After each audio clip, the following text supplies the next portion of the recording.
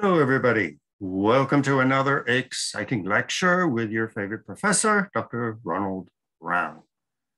Our topic for today is the Amish and Mennonites. These are the groups that a lot of people call the Pennsylvania Dutch, although they are not Dutch. They were Germans and Swiss. Some were Dutch. And they are largely not in Pennsylvania anymore, but spreading throughout the Midwest. I traveled among them in Paraguay. They have large communities in Africa and Australia, Canada, and everywhere. So, in discussing the Amish and the Mennonites, we're going to be talking about how a religious minority can survive. First, we'll talk about the melting pot, which is the American tradition that people come over, they migrate, and they assimilate. They learn English, they forget their languages of their home country. They become loyal Americans. They cut their ties with the old country. Eventually, they dress like Americans with a backward baseball hat. They eat like Americans, hamburgers and pepperoni pizza. They assimilate into the mainstream of American society. That's the melting pot.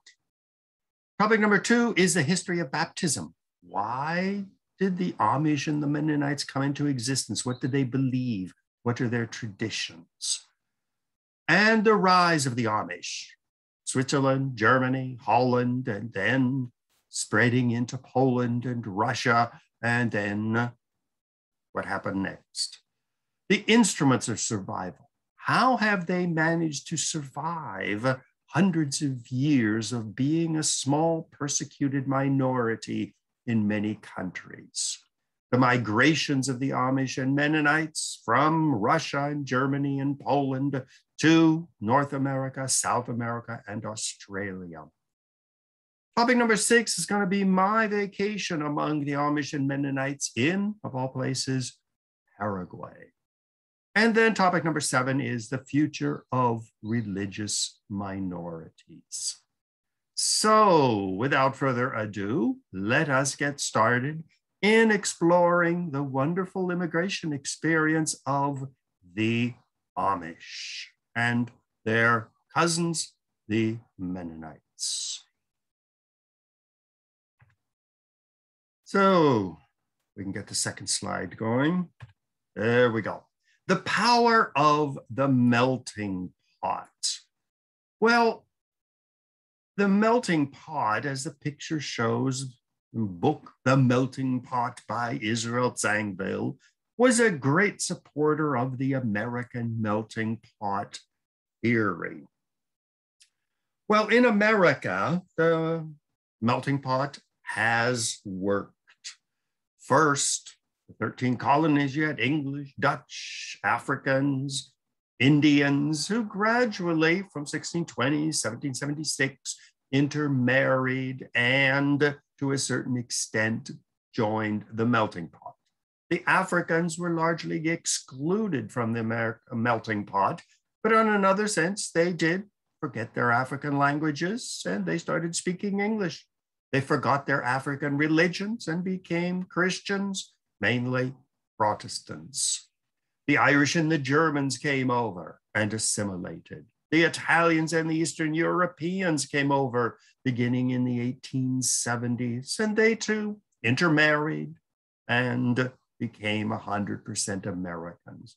The Puerto Ricans came over and assimilated. The Asians, Africans, people from the Middle East, Hispanics, Russians, beginning in 1965, are coming over, and it is expected by many people they too will assimilate. My brother married a girl from Cuba. A cousin married a guy from Turkey, a Muslim. And so we have the assimilation system. The assimilation system continues to work. What are the instruments of assimilation? Well, urbanization. Most of the new immigrants, of course, end up settling in cities. Some Hispanics go to where the jobs are, for example, in Southern California, picking crops, the Midwest, working in farms. But the majority of them, as we see in New York, the Chinese are in Flushing and all over New York. The Bukharian Jews settled in Forest Hills, Russian Jews out in Brooklyn, Koreans up in Flushing, Africans in West Harlem, so-called Little Africa. So as soon as you move into the city, you have to learn English. You have to get a job. Your kids go to the public school and they gradually assimilate. The public school system is extremely important because, of course, it's in English. The teachers are English speaking. That is the language of the school. You eat American food in the cafeteria. English language, you have to learn English. The old people can speak broken English, but even their kids say, "Mommy, speak English. Stop speaking Spanish or Russian or Arabic or Hindi or an African language." You have to get a job immediately. You have to speak English. You have to get into the labor force. You're interacting with other Americans. Well, of course, you want to get into politics. That's how you get political influence and power. And so today we have our vice president, who is the child of a woman from India and a man from Jamaica. And our vice president is also intermarried. Her parents married and were from two different backgrounds. President Obama was half African and half white. Clothing. Kids going to school don't want to wear funny clothes different from everybody else. They'll be ridiculed. So they want their backward baseball hat. They want blue jeans. They want $200 sneakers. Food. More and more young kids said, "Oh, we don't want Korean food or Chinese food tonight or Arabic food tonight. We want to go to McDonald's or have a pizza."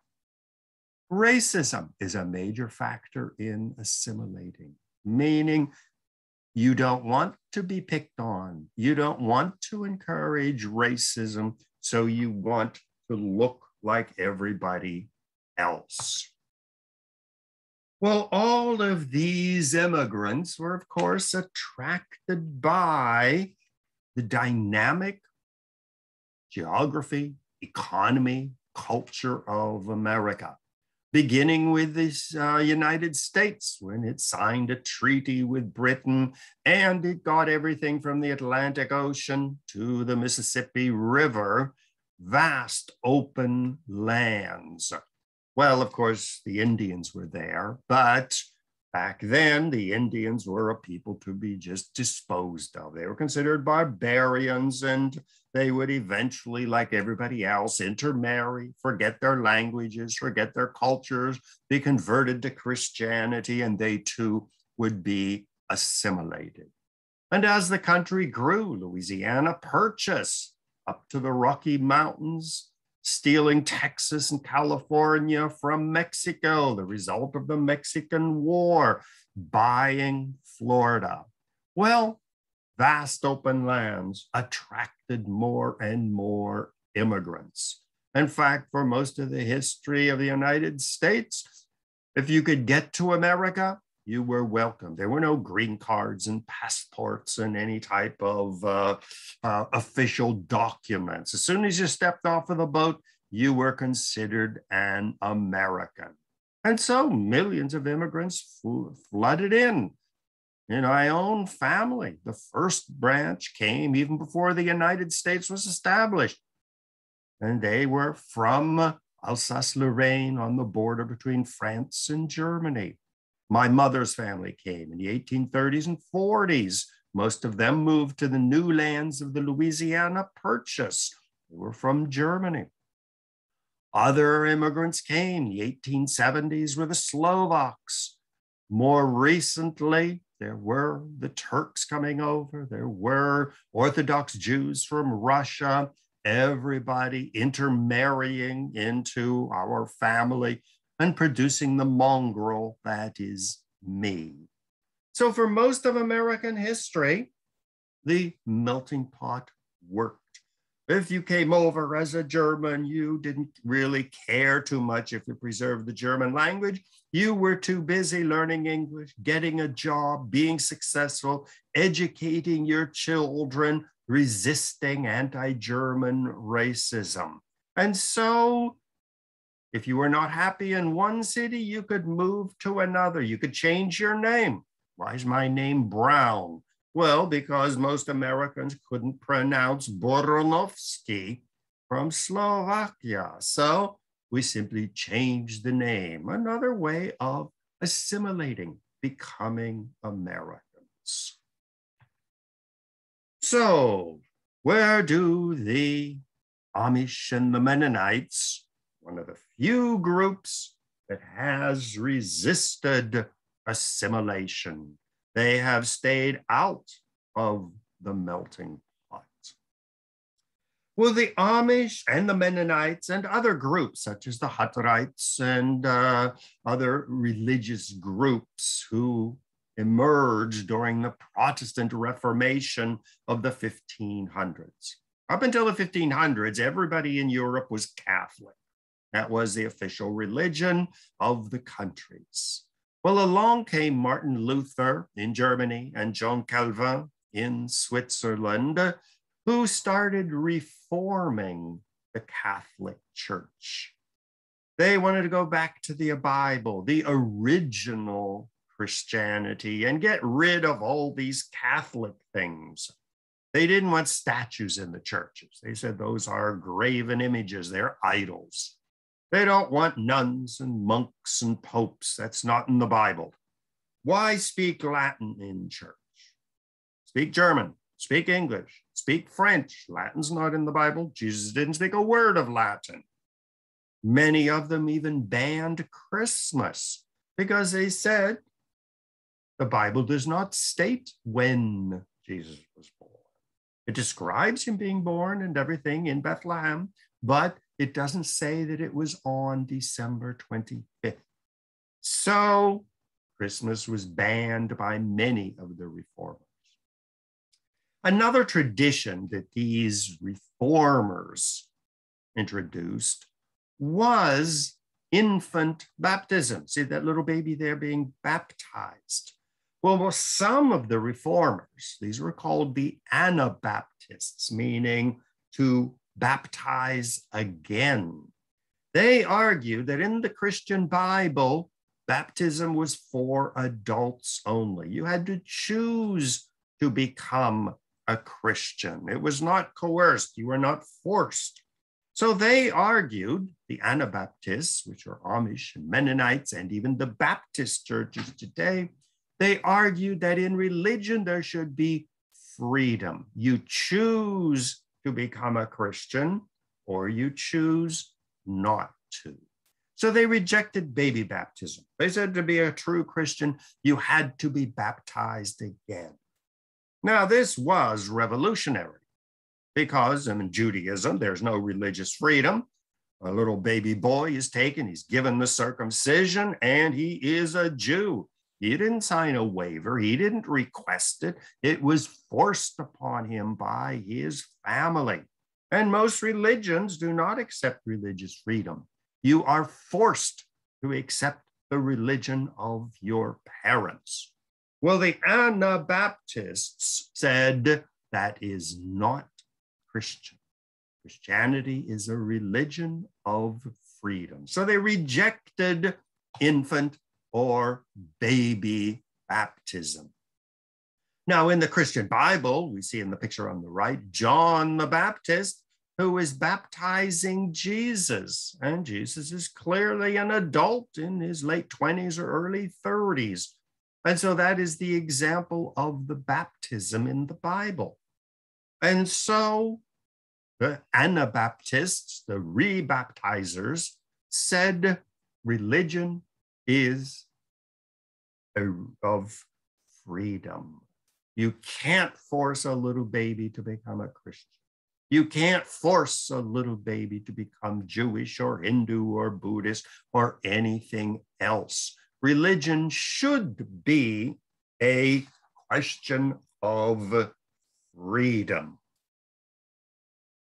Well, many people accepted this new teaching. And today, we see Baptist churches all over the place.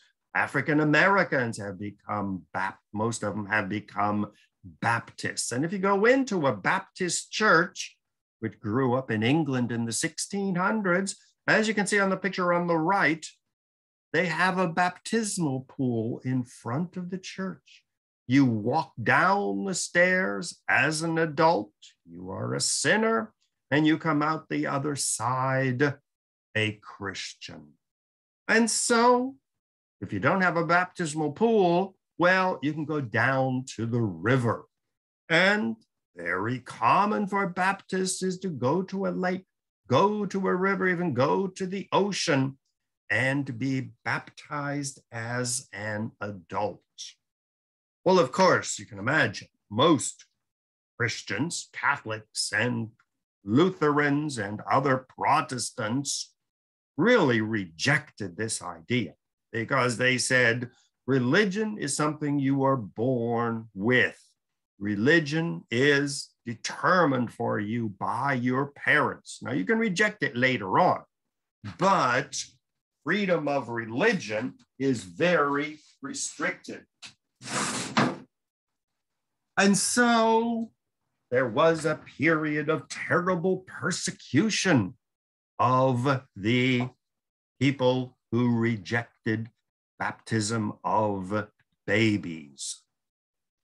The Catholic Church, which is the official church of France and Spain and Portugal, many of the German states, Ireland, they rejected the Baptists and persecuted them, burning their churches, forcing them to join the Catholic Church, driving them out of France and Spain.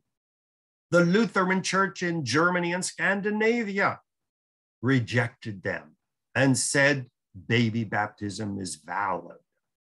In England, the Church of England continued baptizing babies. In Russia, the Ukraine, Greece, Serbia, Romania, and Bulgaria, the Orthodox Church continued to baptize babies. So the Anabaptists, those who refused to baptize babies and believed in religious freedom, ended up being small, persecuted minorities throughout Europe, having their churches burned, their people hung as heretics, expelled from countries, fleeing from one place to the other to preserve their religion. Well, the Amish and the Mennonites were two of the most loyal Anabaptists. Jacob Ammon, where we get the name Mennonites, and Menno Simons, where we get Mennonite. Ammon is Amish and Menno is Mennonite. And they were from Switzerland and Holland and Germany, where their followers started taking root.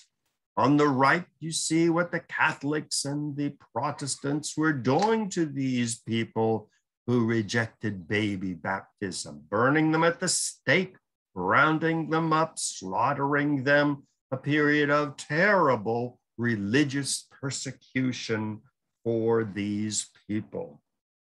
Well, most of them stuck to their idea that religion was a question of freedom. You can't force people to accept one religion or the other. You have to make a decision as an adult, freely consenting. No Jewish circumcision, forcing religion down your throat.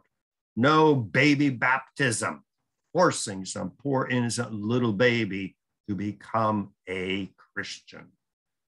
And so these people were viciously persecuted in Switzerland, Germany, and Holland. Well, they had to find a place where they could live. So they started looking for a place that would welcome them. Well, on the map on the left, you see where it's Prussia, not Russia, P-R-U-S-S-I-A, which is today Poland and part of Germany. Well, this was a rather backward area of Germany. The big cities and the growing industries and the universities were all in the western part of Germany, where you see Bavaria, you see the Rhineland up in Hamburg in the north. These were the rich, populated, advanced parts of Germany. Prussia was the backward part of Germany. And so when these Amish, who were from Western Europe, from Germany, from Holland, from Switzerland, they were largely educated. They were hardworking, simple living people. So Prussia invited them to settle there. They brought good, hardworking skills. Some of them brought money. They were largely educated because they had to read the Bible. So they were educated, hardworking, serious people. They were not drinking alcohol and smoking cigarettes and chasing after other women. They were good Christian people who were welcomed into Poland and Prussia. And so many of them fled. Well, eventually, as Prussia started getting industrialized and started growing in power, then there were a lot of persecution began in Poland and Prussia. And so the Amish once again had to flee.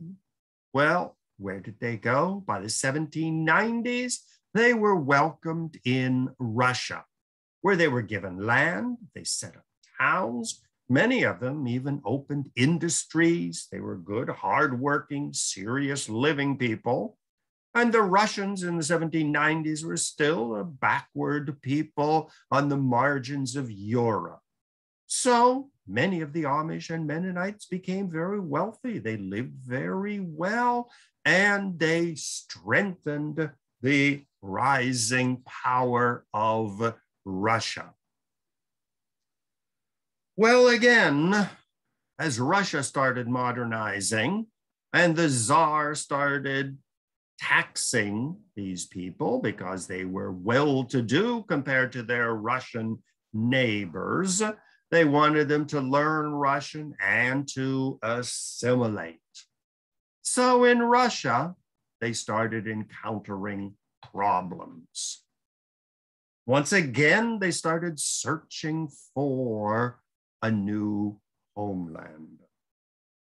Well, gradually, William Penn, who established Pennsylvania, welcomed them to come to the new colony of Pennsylvania.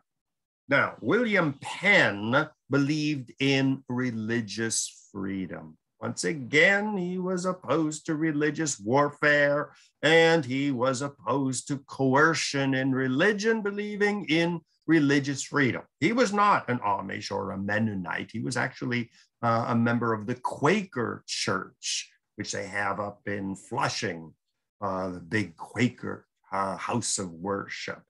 But he was open-minded and tolerant. And so, beginning in the 1720s, the first group of Amish and Mennonites were given land in Pennsylvania. You look at the map on the right, you see Lancaster in the bottom right-hand corner. That's where they were allowed to settle, gradually spreading into York and Cumberland. This is today called the Pennsylvania Dutch area.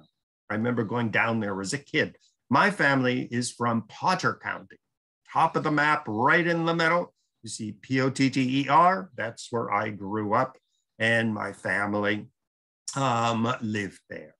And so we had neighbors in Potter County who were Amish and Mennonites.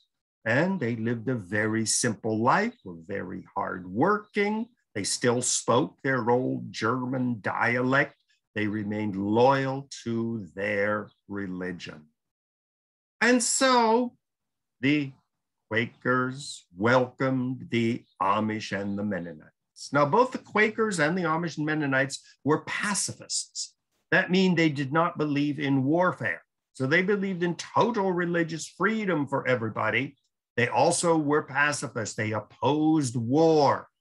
Until today, the Quakers and the Amish and the Mennonites do not join the military. They do not even become policemen or policewomen because they believe in total freedom.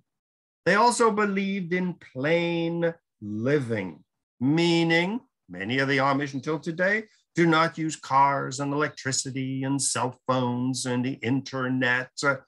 They believe in simple farm living. And they are religiously tolerant, meaning they accept the validity of other religions. So the Amish and the Mennonites had a distinct culture, and they were persecuted all over for this. No taxes, no military service, no policemen. In fact, there's a big problem with taxes. The government forces you to pay taxes. Well, the Amish said, well, you're using our tax money to go to war in Iraq, go to war in Afghanistan, support rogue states like Saudi Arabia, which is persecuting people. So they had major issues, which was another reason why they were very often persecuted, even in the United States. Firmly believed in freedom of religion, firmly believed in separation of church and state. You live in Russia or Paraguay, you are loyal to the state. Religion is one thing, church and state are the other. Now, the United States accepts the separation of church and state, but many countries do not.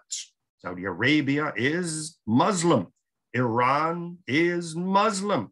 Israel is Jewish. There is no separation of church and state. The official religion of Israel is Orthodox Judaism. And Reformed Jews and other people have very limited religious freedom, but the Amish and the Mennonites believe in absolute separation of church and state. Adult membership only. You are not born an Amish or a Mennonite. You are born nothing. You can choose to become a Christian when you are an adult.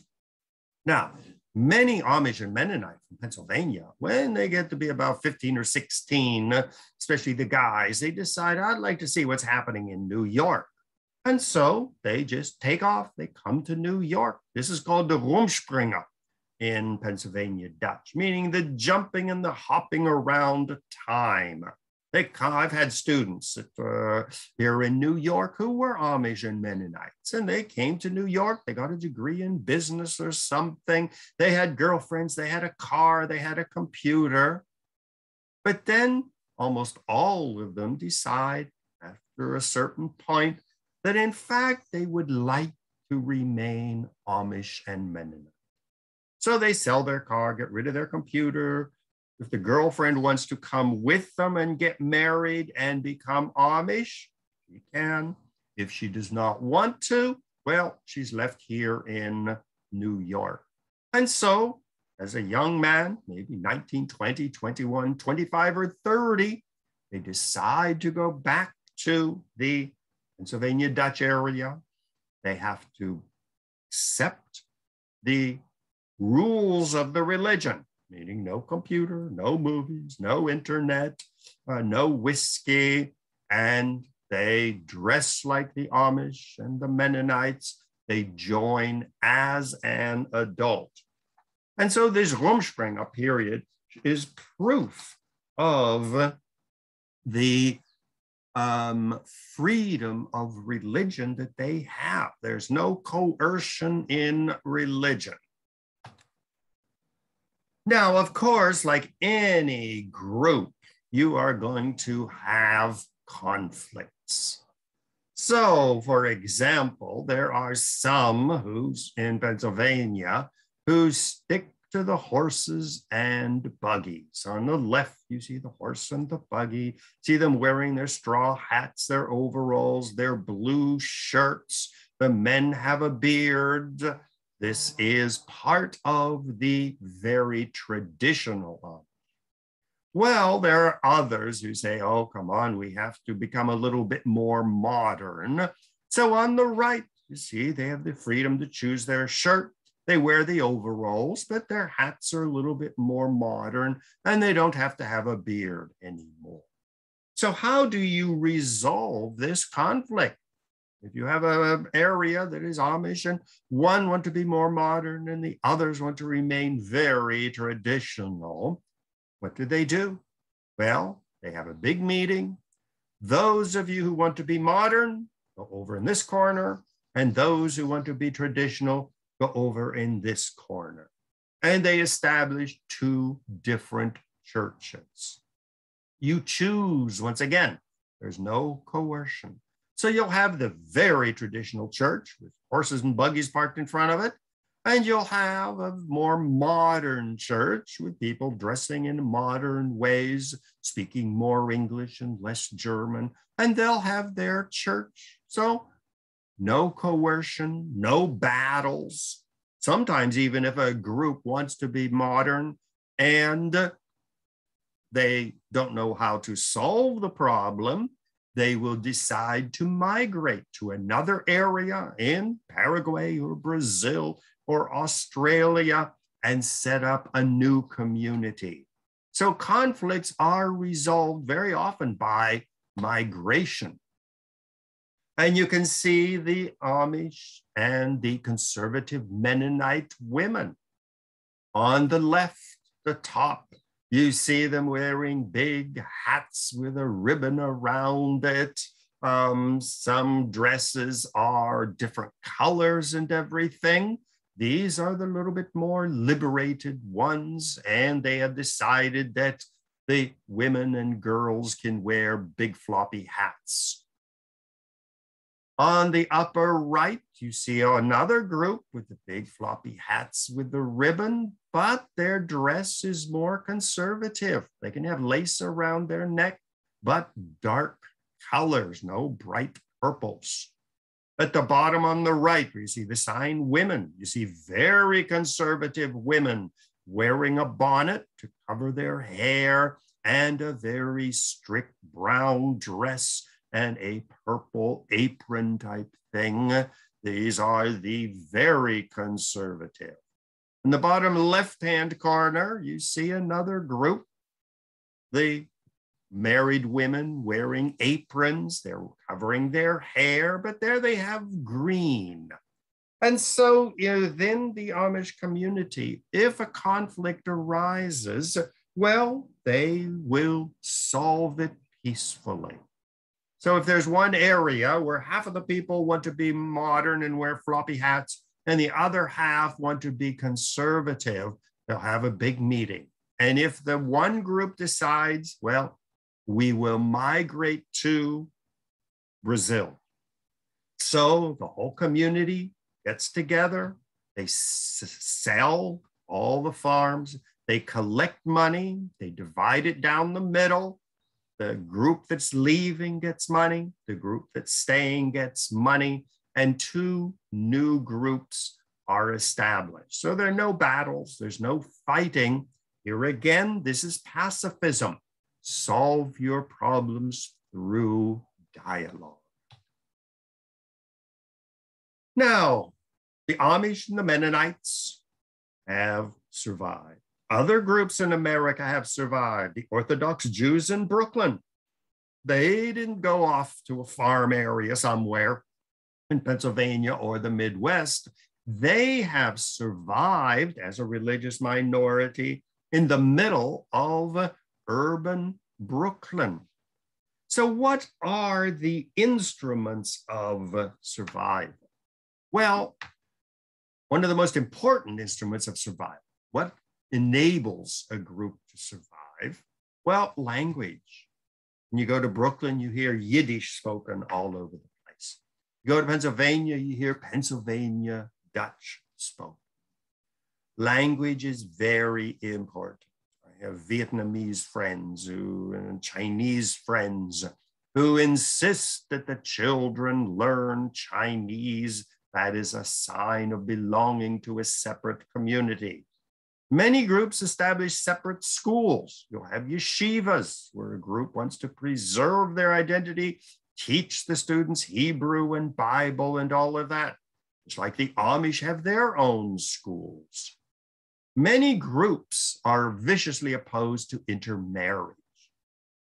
Among the Orthodox Jews, if an Orthodox Jew marries a non-Jew, it was traditional for the family to hold a funeral and never mention that person's name again.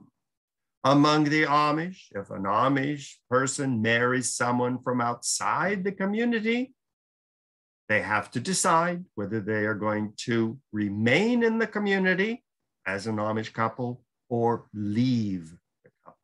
Distinctive clothing. We saw the clothing of the Amish and the Mennonites. The Orthodox Jews have their own distinctive clothing.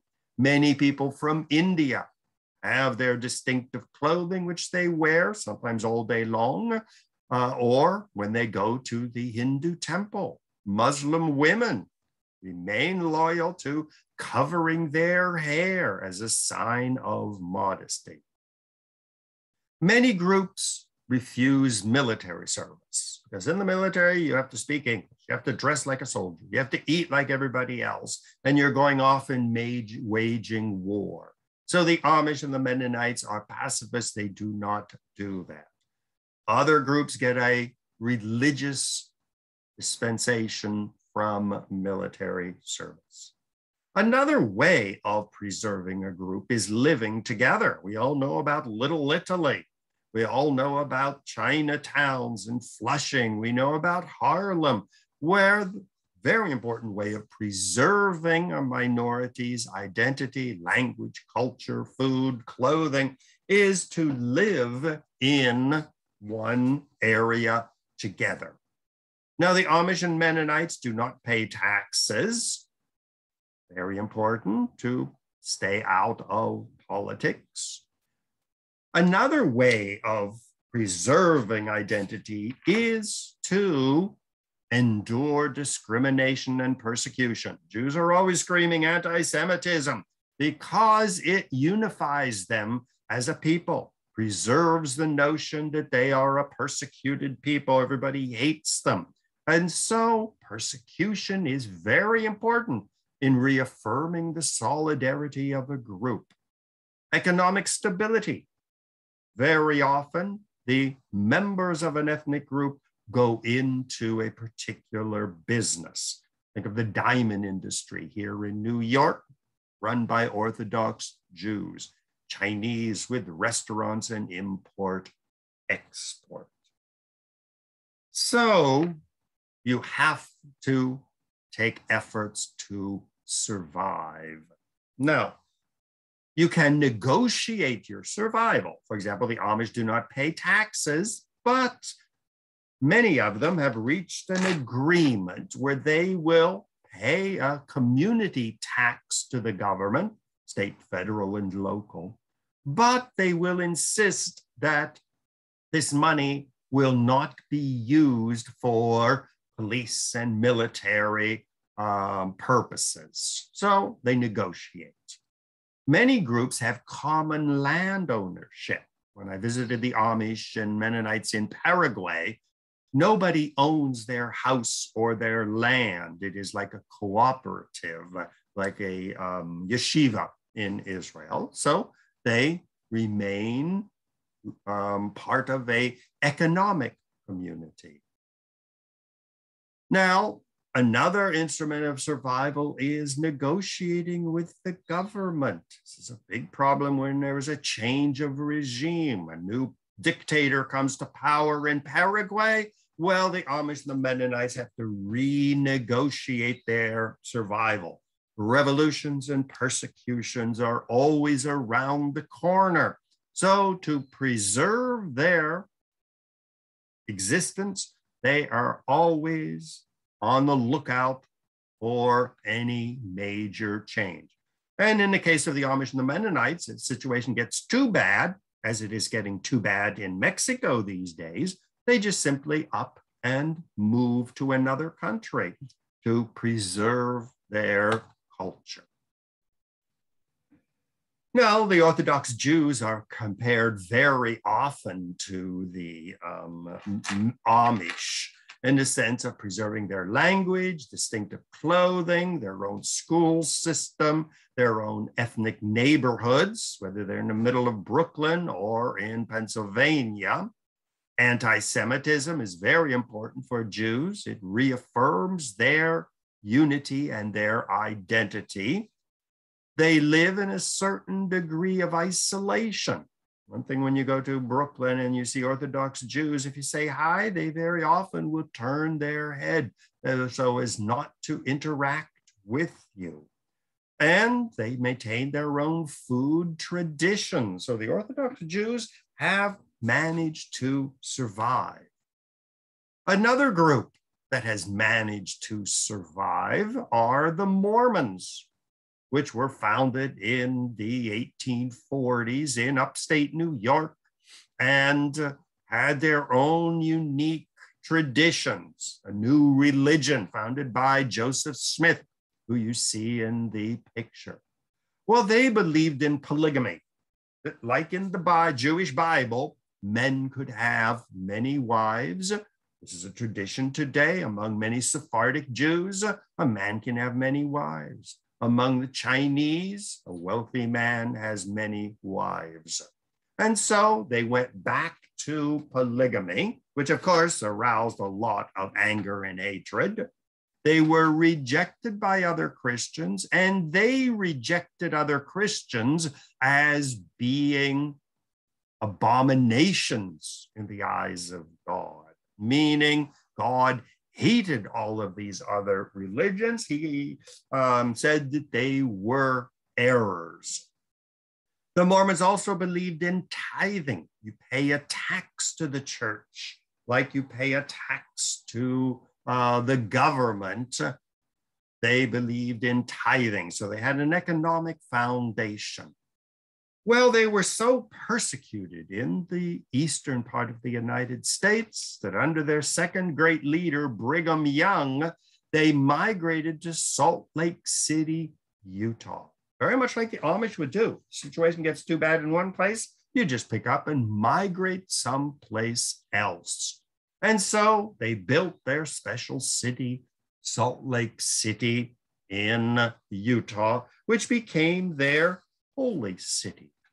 And they have managed to survive. They intermarry, they have their churches, they have their universities, and they have managed to survive, in this case, through migration. Another group that was intent on preserving their culture were the Chinese. When the Chinese came over to the United States, they had no intention of abandoning their language or their religion, which was Buddhism, or their culture, their way of writing, their way of eating, their way of dressing, their pigtails, and their clothing. They lived together in Chinatowns. They were not going to be scattered around the country, one family here and one family there. They built their ghettos. Well, they too endured great persecution. In fact, it was the only group in American history that was excluded from immigration. This was the Chinese Exclusion Act of 1882 that said Chinese who are here cannot become citizens. Many were rounded up and expelled, and no more Chinese were permitted. So this was the only case until recently where one group was forbidden to exist in the United States for the simple reason that they refused to convert to Christianity. They refused to intermarry with other people. They refused to give up their language and their culture. And so they were forced out of the country or viciously persecuted. A very similar thing is happening today, especially under the reign of Donald Trump, where Muslims were enduring great persecution because they too had no intention of assimilating. They had no intention of giving up their religion, their culture, their traditions. Main issue was, of course, with women wearing the headscarf, sticking to halal food, living in neighborhoods close to a mosque, maintaining their own religious school system. And they too are trying to resist the power of the melting pot. Well, of course, Donald Trump was viciously opposed to Muslim immigration. He had a ban on future Muslim immigration and was even in favor of removing the Muslims who were here. But here again, they are managing to survive. Population is growing as more and more Muslims arrive, even the ones coming in as I speak from Afghanistan. Even though they supported the American occupation of Afghanistan, but they are Muslim. So when they get to the United States, they will join with the Muslim communities that are already here. So the Muslims are today fighting to preserve their culture, resisting the melting pot, like the Amish and the Mennonites and the Orthodox Jews and the Mormons, preserving their culture. Now, very important for resisting the melting pot is you have to have economic base. If you want to maintain yeshivas and mikvahs and synagogues and culture centers, you have to have the money to do it. So every economic group, every immigrant group, every ethnic or religious group has to find a way to finance its independence. The Orthodox Jews, we see at the top on the right, with the diamond industry involved in banking and real estate. And these are the great philanthropists who build colleges and universities and mikvahs. You have to have the money to survive. In the middle, the Irish, well, when they came over, the Irish pub was a business. It was a gathering place. So they started building Irish businesses. Think, when they came over to build St. Patrick's Cathedral, took a lot of money. To build all of the Catholic colleges and universities, the Catholic school system, this took money. The Greeks, who build their cathedrals and churches and cultural centers, they had to find a way to raise money. That's why when you buy a cup of coffee these days in a paper cup, it always has this Greek-looking symbol around it, because for a very long time, the Greeks controlled the delis. Today, most of the delis are now Hispanic, but for a long time, this was a pillar of the Greek economy. Koreans, whenever you say Koreans, everybody thinks of nail salons. And the Amish, well, they just went to central Pennsylvania, bought huge areas of vacant land, and they set up their economic power base. Now, of course, they have horses. They don't have to buy electricity. They don't buy expensive electronics. But when a group decides to migrate because the population is growing too big, they have to find money to send these people to Brazil, to ship everything that they need, to buy a huge tract of land in Australia or Africa or India or Brazil so that they can live together. They can support their churches and their schools. And so they buy hundreds of square miles of land, and that costs money. Now, the Amish and the Mennonites have gone to rural living. See the pictures here again, another group of women. Once you're married, you're all in black. Before you're married, you can have a red shirt. On the right, you see with their horses and buggies, and their churches at the bottom, very simple buildings where they can live. All the farms in the surrounding area are Amish or Mennonites. And so they live in an isolated rural living. Now, of course, in southern Pennsylvania, there are too many towns and all kinds of highways and everything. So many of the Amish, since they do have big families, migrate to other areas where they can live in the middle of the Chaco in Paraguay, or in the middle of the jungle in Brazil, or in the middle of the desert in Australia. But isolated living where they can have their picnics, where they can have their churches, they can maintain their schools, and most importantly, preserving their language. And in the middle, you see a poster from Grange, Pennsylvania, the big Pennsylvania Dutch picnic, Maple View Park. And of course, the whole thing is in German. So isolation is good. Now, of course, the Orthodox Jews live in the middle of Brooklyn, but they do maintain a certain isolation, their own stores, their own businesses, entire buildings will be owned and occupied. So there's no Christian living upstairs and putting up Santa Claus signs and baby Jesus pictures in the window at Christmas time.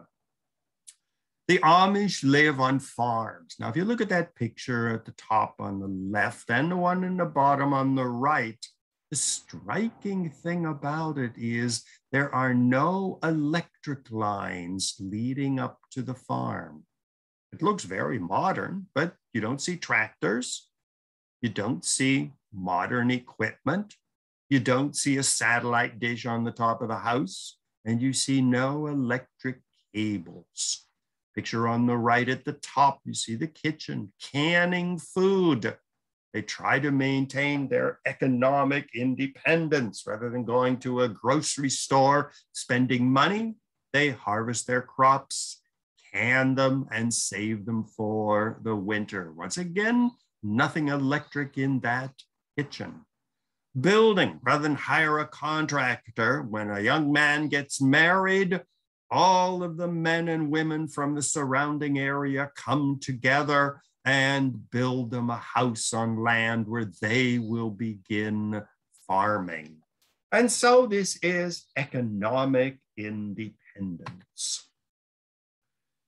Now, of course, the Amish and the Mennonites, if you don't have TV, you don't have internet, you don't go to the movies, you don't go out in your car, the only thing a young couple can do for fun is to make another baby.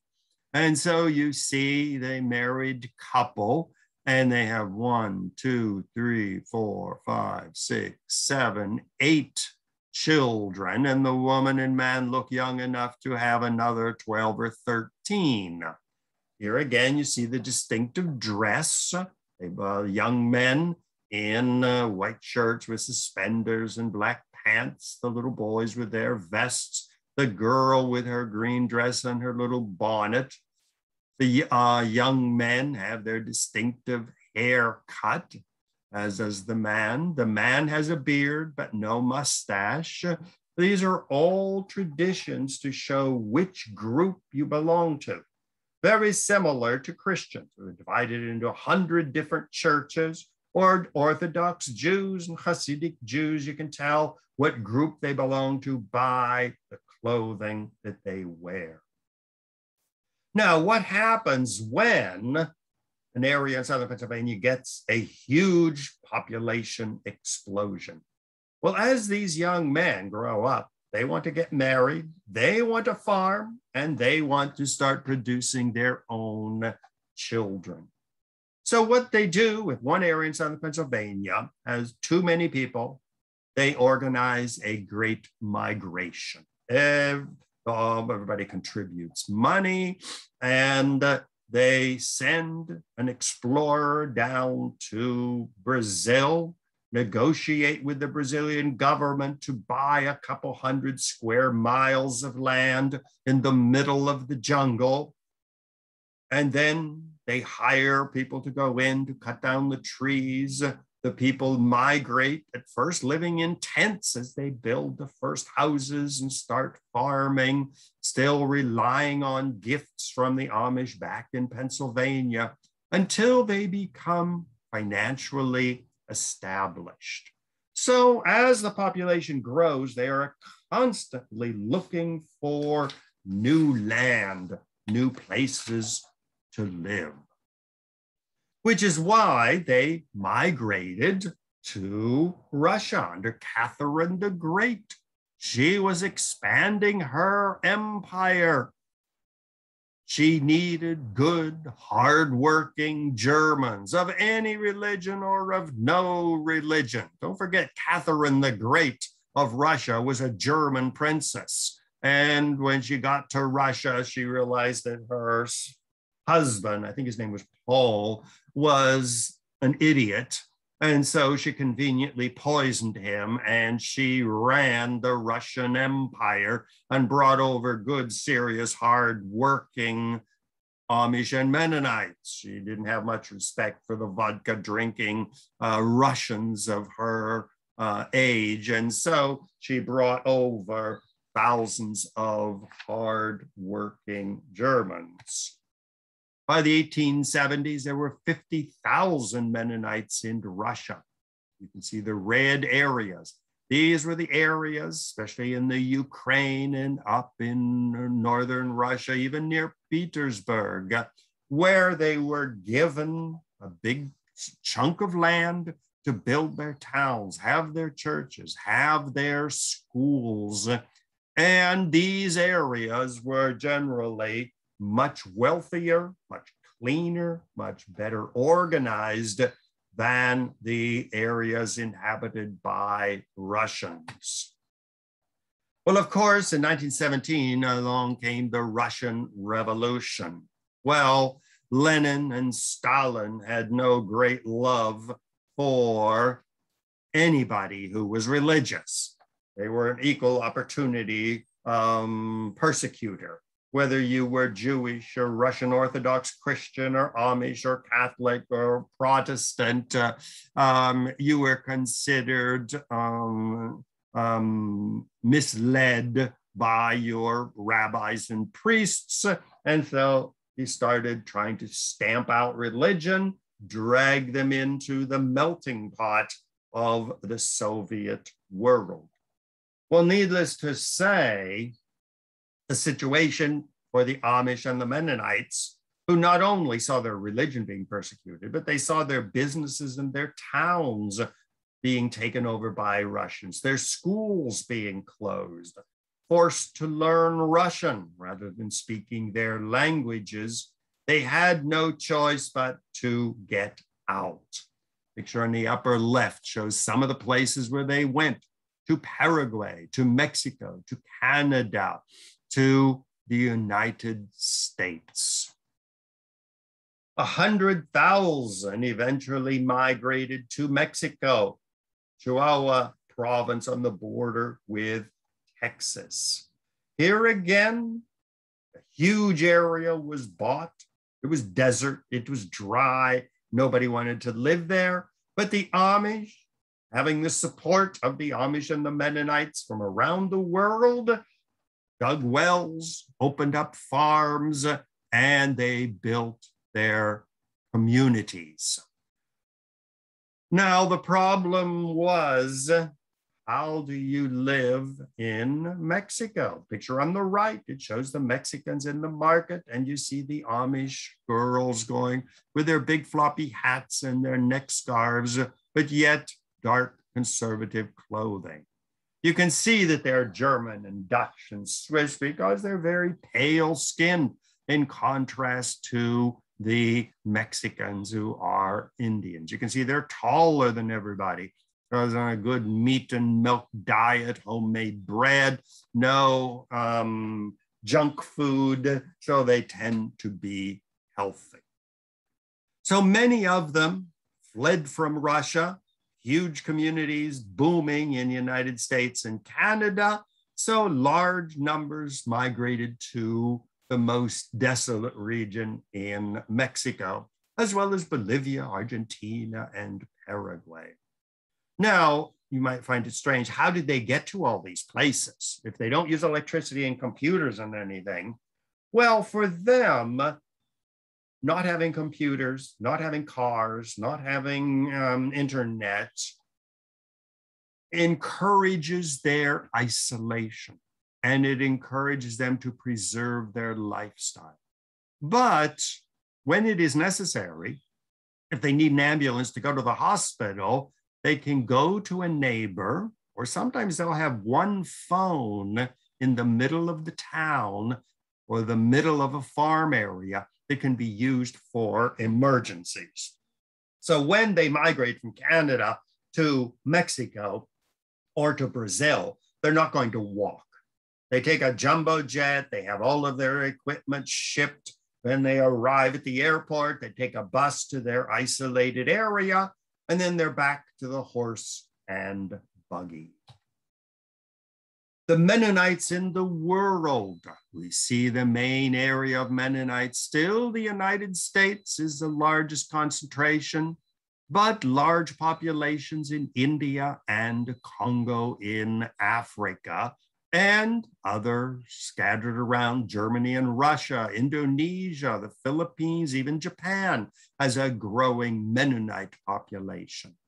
The Amish, which are more conservative, 75,000 in Pennsylvania, same in Ohio, 50,000 in Indiana, 320 around the world. And as you can see from the graph on the right, they are growing by leaps and bounds. Huge increase, just in 60, especially 1980, it is almost going through the ceiling.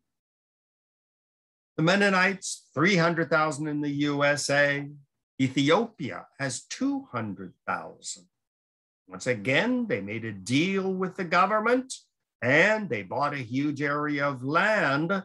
And there are many Ethiopians who are joining the Mennonite and Amish communities in Ethiopia because they have a good sense of solidarity, a simple life, hard working. Mexico, 100,000, Congo, 87, Paraguay, 25, Belize, 12, 2.1 million Amish Mennonites around the world. Now, the Hutterites is another group of Anabaptists which are similar, and they are mainly in the Midwest. Now, I had a wonderful vacation among the Amish and Mennonites in Paraguay. I don't know if anybody's ever been to Paraguay, but look at the map on the left, you see Brazil, and then Argentina, and the smaller country in the middle is Paraguay. How did I get to Paraguay? I wanted to go to Argentina, and to fly to Buenos Aires or Brasilia or Sao Paulo or Montevideo was too expensive. Nobody goes to Asunción, Paraguay. And so the flights were cheap. So I went to Paraguay and planned to go to Argentina. Well, I was walking around Asunción and ran into a group of Amish. And I was sort of surprised. I didn't know that they were there. And I said, well, where are you living? Because I speak German and they spoke a German dialect so we could communicate. If you look at the map in the middle, you see the Gran Chaco. That's a very dry, desolate, almost desert area. where a group of Amish and Mennonites bought a huge tract of land. And you see where it says Philadelphia, spelt in German way or Spanish way. They bought a huge area of land and they started migrating. So I said, well, I'd love to come up and visit you. So they said, okay. So we made contact and I went up. Well, there was a fascinating story of discovery that I didn't know. Books by Joseph Winfield Fretz called Pilgrims in Paraguay, talking about the arrival of the Amish and Mennonites in, of all places, Paraguay. I was there for January and February of 2015. Now here you see on the left the lands that they bought. Each area had a name. You see Fernheim, which means far from home. Menno, areas with the Mennonites. Neuland, which means new land. And they bought huge areas of land, and they are buying more and more land all the time. So we're talking about miles and miles of land. And on the right again, you see the area of Philadelphia. It is in the middle of rivers. The Gran Chaco, the Great Chaco area, is totally desolate. And so the Paraguayan government said, my God, these crazy people want to pay money for this. Sure, we'll let them pay money and move into this area where they'll probably all be dead in a period of weeks. Well, that was not the case. On the left, you see what the Chaco looks like. Now, it might not rain for months at a time. How could you set up farming areas there? Well, they got there and they started bringing in equipment, which was necessary for their survival.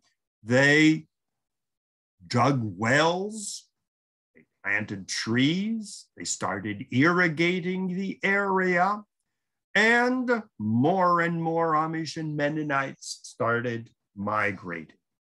In fact, they were economically extremely successful. Now, the picture at the top, you see a school, but here again, you see there's a fan on the roof and there are lights, which means they are liberal. See, the woman is wearing slacks and a blouse, and the kids are dressed like everybody else. Well, these are the more liberal Mennonites. They have established businesses. At the bottom, you see their trucks and their cars and their big businesses because they started irrigating the land and they started producing dairy products. They crossbred some cows that would live well in this very dry area and produce tons of milk. And so the Amish and the Mennonites of Paraguay produce the majority of the yogurt, the cheese, the milk products of a large part of South America. You look at the sign in the upper right, you see how they stick to their German names.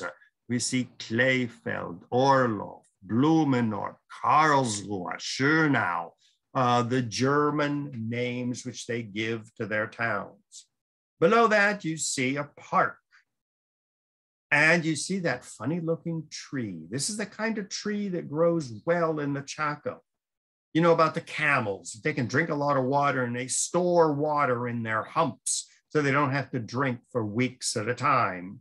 Well, these are trees that whenever it rains, they just absorb tons of water and their big bellies swell up filled with water.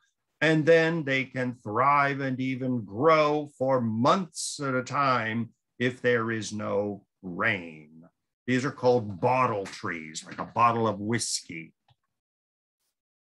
So in Paraguay, there are all kinds of old order Mennonites, modern Mennonites. Some are very conservative, still with the horses and buggies. On the upper right, you see another family, more liberated. The kids are wearing more modern clothes. The women carefully dressed. I mean, it's a more modern looking family. Below that, you see another group, again with the cowboy hats and blue shirts and overalls. And there you see the cattle that they crossbred, a mixture of Indian cattle and American cattle, which did very well in the dry area. Now, of course, to make a living, they use all modern technology. The top picture in the middle, that was in the front yard of the museum in Philadelphia. You see that giant machine? That was brought over to dig wells to get the water from deep underground to permit them to grow the grass and the trees and to produce all of the dairy products. Well, of course, they have to have trucks to take their dairy products from the farms to the cities. And on the left, you see the ultra-modern technology. Now, many of these people would work in a dairy area producing cheese and all of that. Of course, they had to have computers, they had to have telephones, internet, they're dealing in business and a very lucrative business. But many of them, when they would go home in their private homes, no television, no radio, no internet, no televisions or anything. So they live two separate lives. When it's necessary, they use modern technology to survive. When it's not necessary at home, they go back to speaking their German dialect and producing mega families. This is the museum in Philadelphia. See the Colony House, the Museum of the Colony, or the Heimat Museum, with the giant machine used for drilling wells. On the right in Philadelphia was their church. They have several churches in Philadelphia. And at the top, again, you see some of these really strange bottle trees.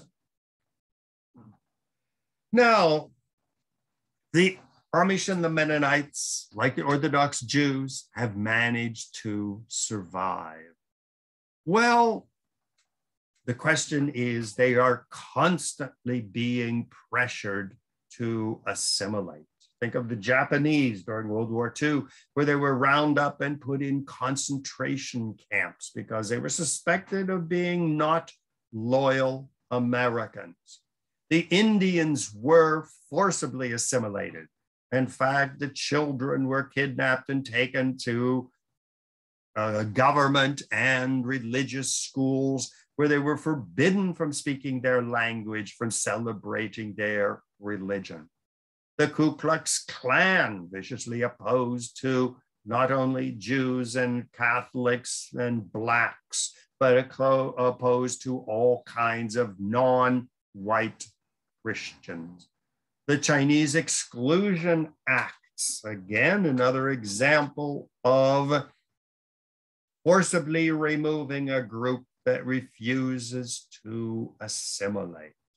So what is going to be the future of all of these minorities? So we talk about Jewish minorities around the world, Amish and Mennonite minorities.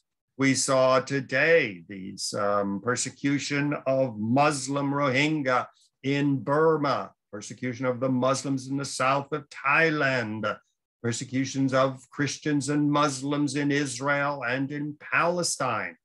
Will they be able to survive? Will they be isolated in Gaza Strip style walled compounds to isolate them from the Jews? So here again, minorities and the survival of minorities is not something from the past. It is here today.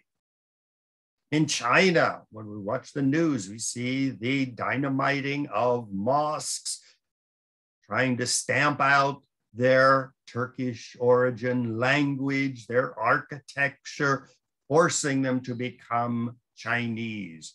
Hitler expelling and executing 6 million Jews to get rid of them, as well as gypsies and other non-ethnic Germans. The Indians in the interior of Brazil, losing their lands, being killed off to make room for big businesses.